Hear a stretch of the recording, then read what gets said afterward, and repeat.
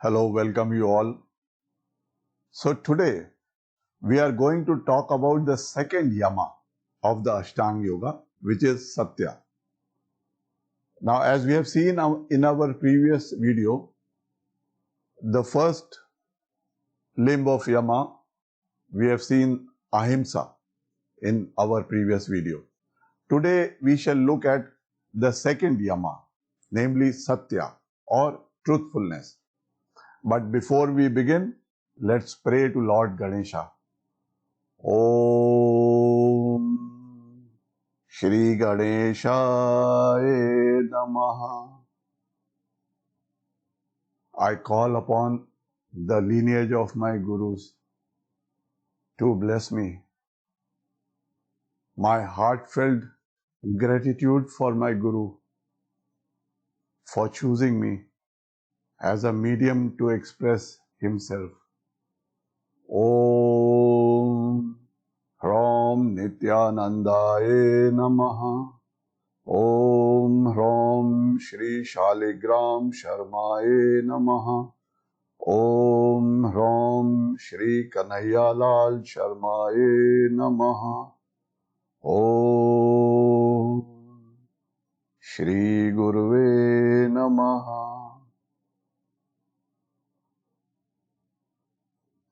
On the second yama of truth, Maharshi Patanjali says, Satya Pratisthayam Kriya Phala Ashrayatvam.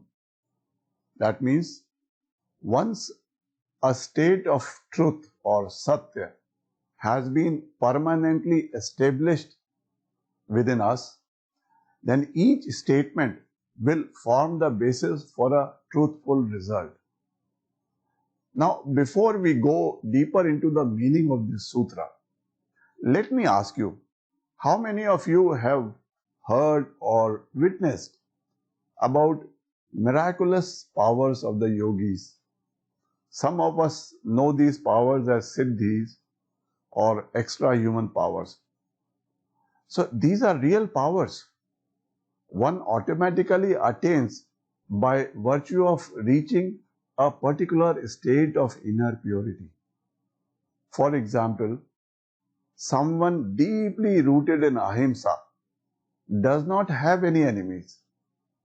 Not only that, but each and every person or even animals who come in the vicinity of such a person will lose their enmity. This happens in our day-to-day life also. For example, when you are perfectly harmless, even stray dogs will not bite you. But if you have a doubt and if you look at a dog whether he will bark at me or not, or if you have any feeling of animosity towards him, it will start barking at you and maybe attack you. Because the dog reads the vibes which are emanating out of you. So the energy that a person emanates by being established in ahimsa is such that it influences all the beings in the vicinity of such a person.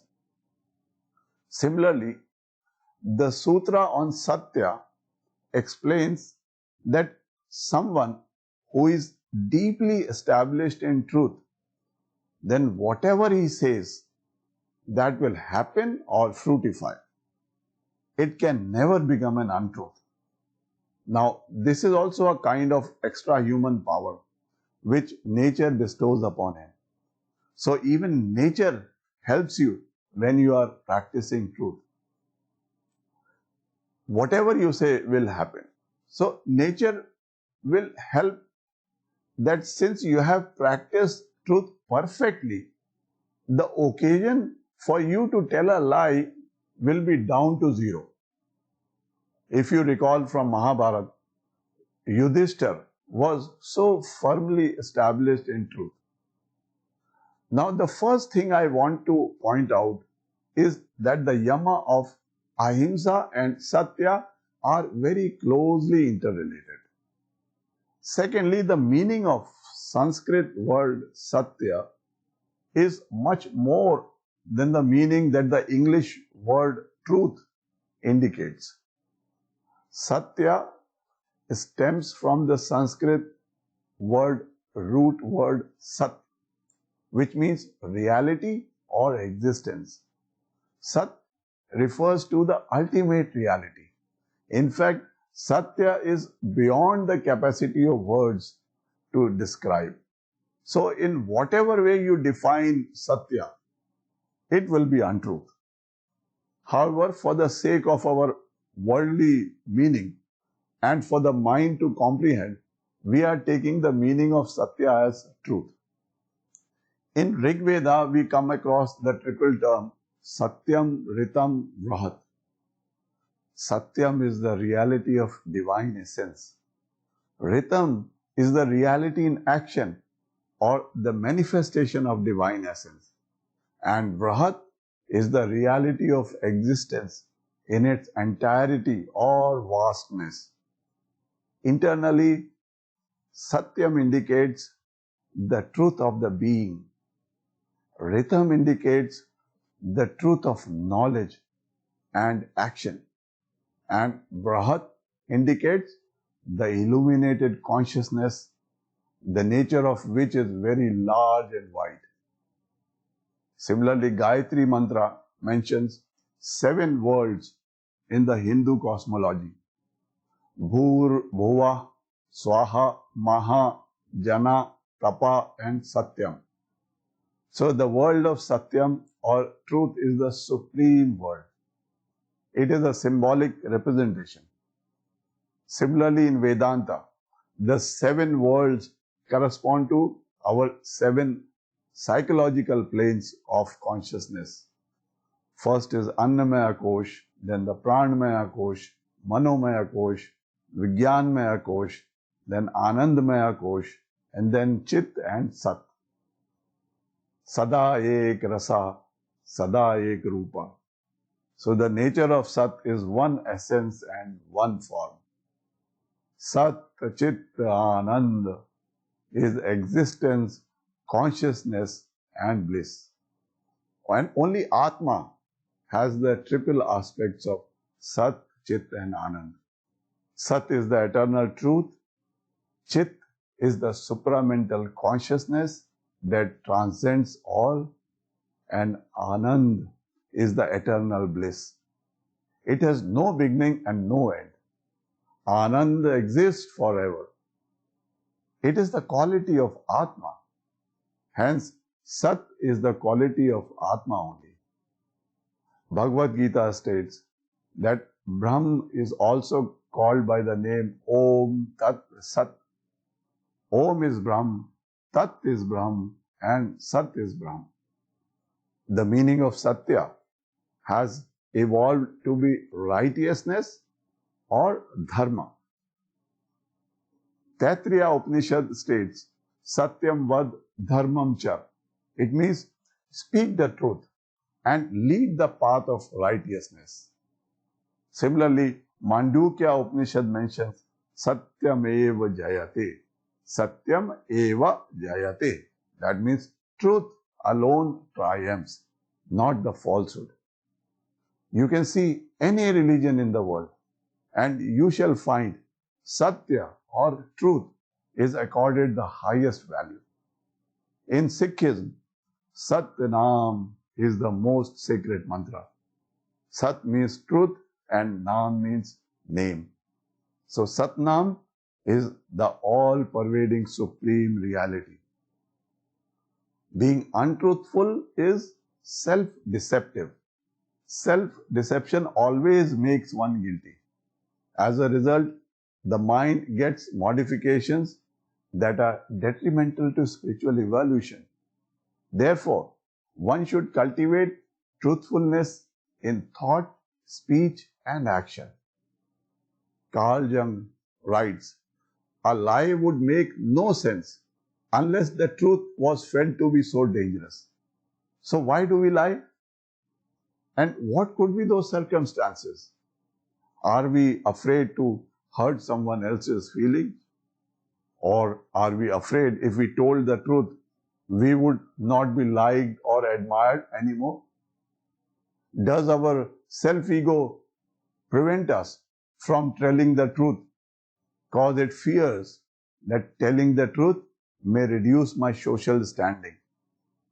Okay, now let us consider why some of us want to brag about ourselves or try to show ourselves someone we really not are.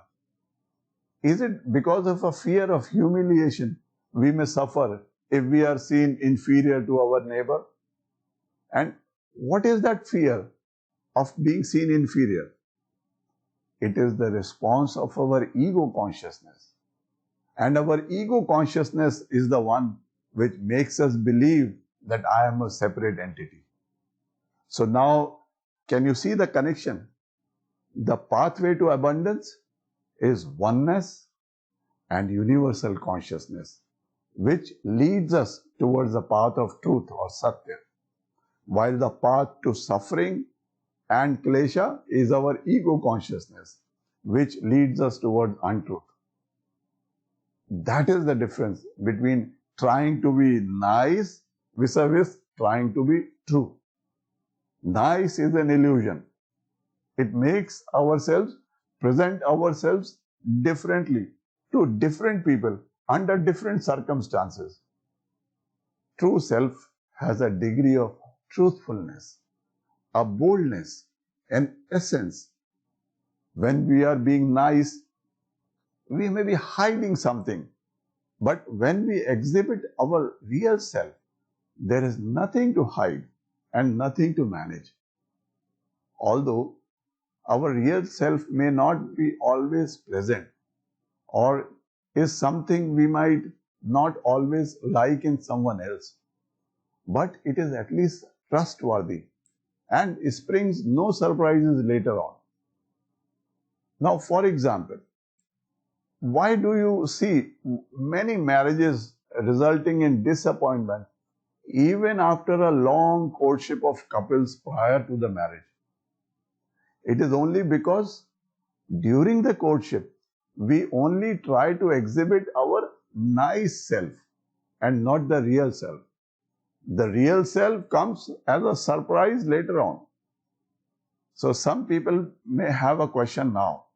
What if the act of cultivating truthfulness goes against the precept of non-violence? When the truthfulness of one person harms the other, then what should we do? Well, the answer is he should stick to ahimsa. His truthfulness should not harm others. The scriptures say, ahimsa paramo dharma, which means non-violence is the supreme virtue. That is why it has been put as the first yama by Maharishi Patanjali. Perhaps the greatest way that satya or truthfulness can be utilized in life is to keep asking ourselves, am I being honest with myself in my effort to accomplish the task that I am doing at hand, whether I am at home or at work? So when the light and clarity of sattva dawns within us, discrimination or vivek between the true and untrue, it manifests within us. The sword of viveka or knowledge, true knowledge, is very sharp. It cuts through the ignorance, delusion and confusion. Satya is like a guidepost to virtuous living. It urges you to know thyself, love thyself, and try to be real. Let us not forget, we have taken on life on earth to express ourselves in a unique way. Our self-expression can find its way into the world in many forms, but most often it is stifled under the impositions of do's and don'ts, whether it comes from our family upbringing or from the society at large.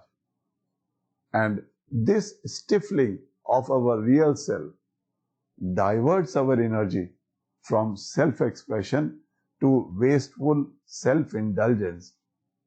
When we are determined to live a life of what we truly are, we free up a lot of energy and vitality.